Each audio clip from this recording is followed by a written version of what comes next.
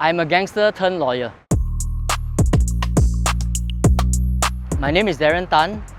I have been in prison for almost 11 years and received 19 strokes of the cane.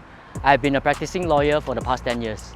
People used to call me Da Long, which means big dragon in Chinese.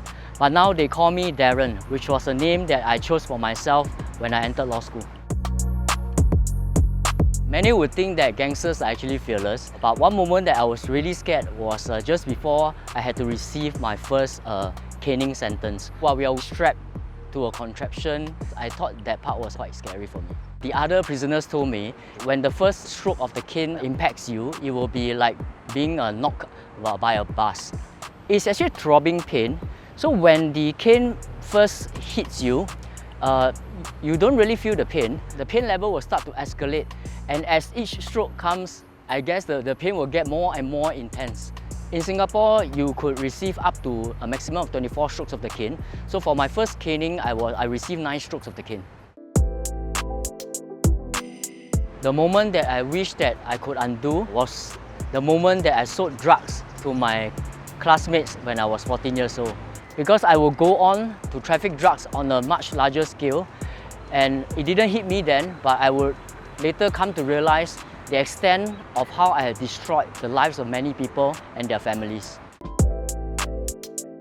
My proudest moment was when I was admitted to the Singapore bar, but not because I was proud of my achievement, but because for once I could make my parents really feel proud of me after having caused them a lot of shame, embarrassment, grief and inconvenience over the years.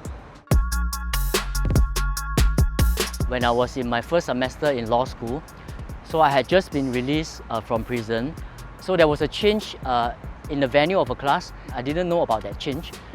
So I panicked when I went into an empty classroom, and I started to search around law school for the correct class, starting from level 1.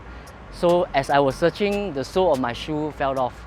And at that point, I felt very embarrassed. I was already quite awkward because I had a different hairstyle and dressing from my peers. When the sole of my shoe came off, I just had a feeling that everybody was just looking at me. Like I felt if the ground could open up and swallow me, that would be good.